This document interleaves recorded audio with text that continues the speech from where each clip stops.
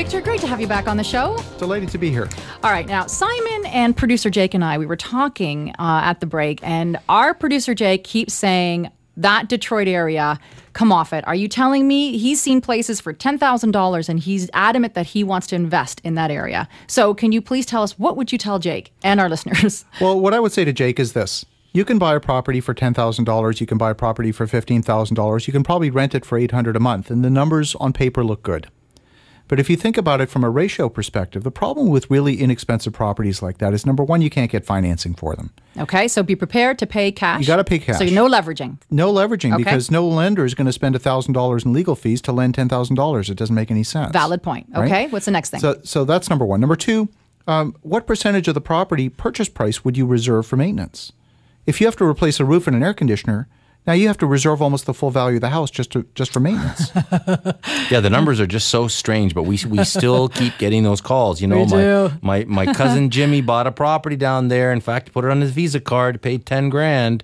And it sounds interesting, but one of the challenges is, I mean, it comes down to demand, doesn't it? Because the tenants are simply not there. They're literally vacating the city. That's correct. It is a shrinking city. So that's number three? So, yeah, absolutely. When you have an environment where it's shrinking and you've got just incredibly high vacancy rates, what are you going to do to your property to make sure that your property is always full? It doesn't matter what you paid for it, but if it's vacant and it's not cash flowing, you're underwater. It's as simple as that. Okay. Any other reasons why Jake and our listeners should think enough? Twice about? Yeah, for sure. Not for me. I just from a learning curve, maybe Jake needs to hear more. Not sure, because he's still kind of smiling.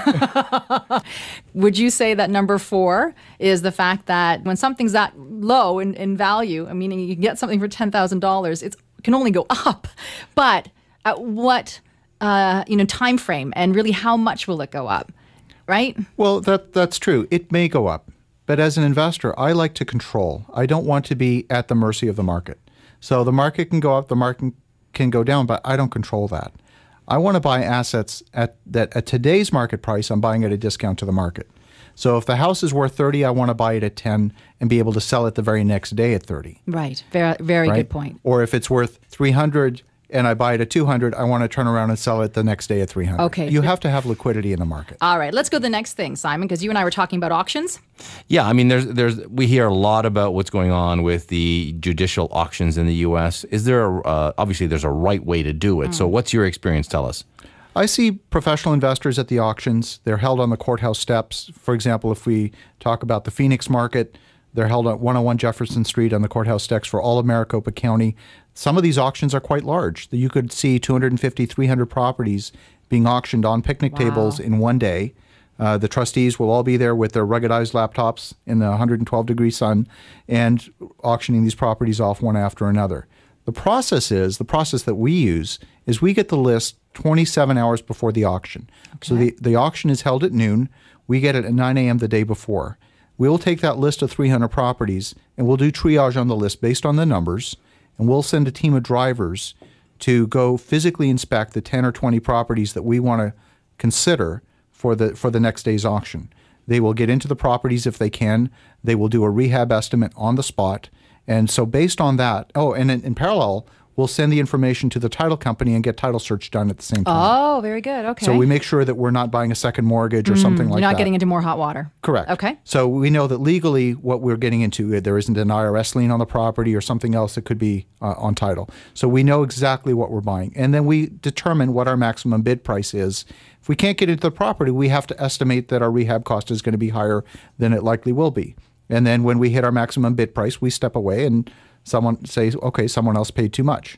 See, I would have assumed that if you're buying property through an auction, that you're getting clean title guaranteed automatically. It's not guaranteed. Yeah, which is what I would have assumed here. But again, we're talking about the wild, wild U.S. That's correct. Yeah. More reason why you have to, again, have this team of experts and, more importantly, learn the process. Because I could see the whole thing being very intimidating, too.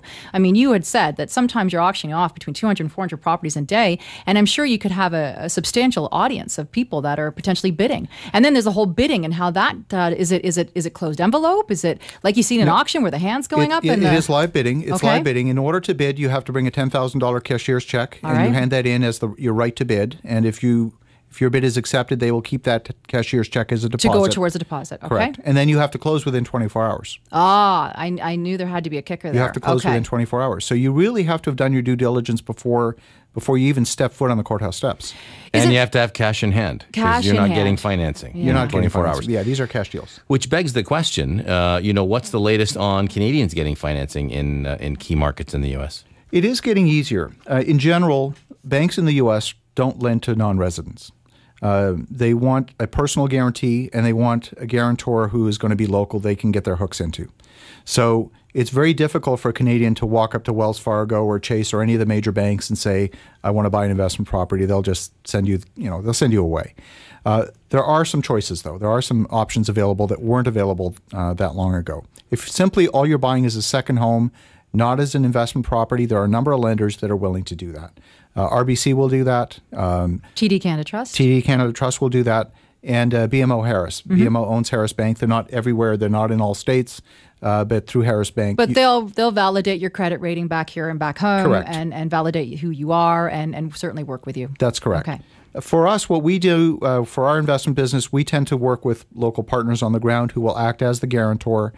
We tend to work with smaller regional banks who are setting policy on a local basis as opposed to setting policy on a national basis.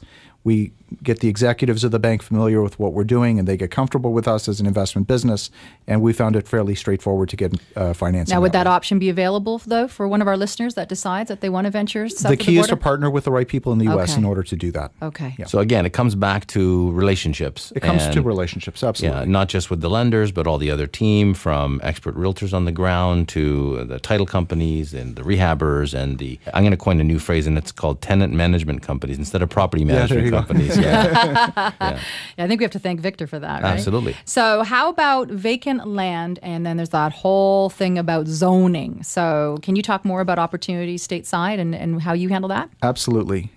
Land is a funny thing. And a lot of investors are shy away from land because land, for the most part, doesn't cash flow.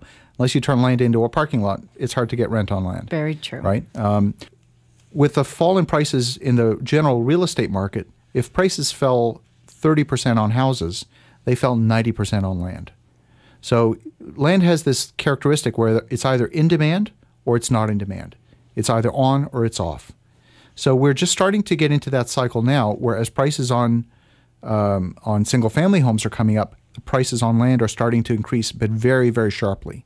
So there's a window in time where I think there is a tremendous opportunity to make a lot of money on land, and I mean really big dollars on land, because it's now coming back in demand as the national home builders start building again.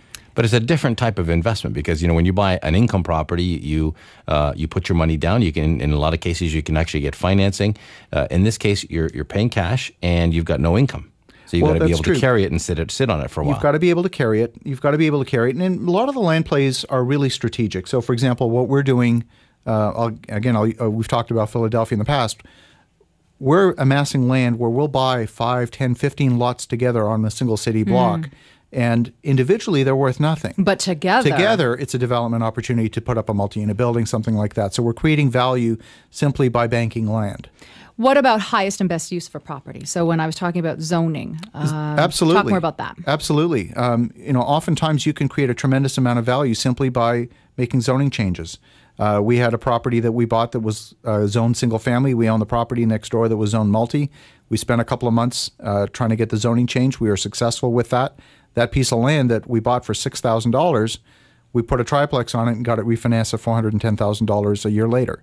So we were able to create a tremendous amount of value simply by getting that little plot of land rezoned. So again, understanding the highest and best use of that particular piece of land. Absolutely. Yeah, very good. All right, now the one thing I want to ask you before we go is, can you give our listeners the tips that you use in terms of rehabbing? I know you do a lot of multi-units. Yes. But you talk a lot about A, B, C properties and your little trick in terms of getting in there, rehabbing them. What are the steps that you do?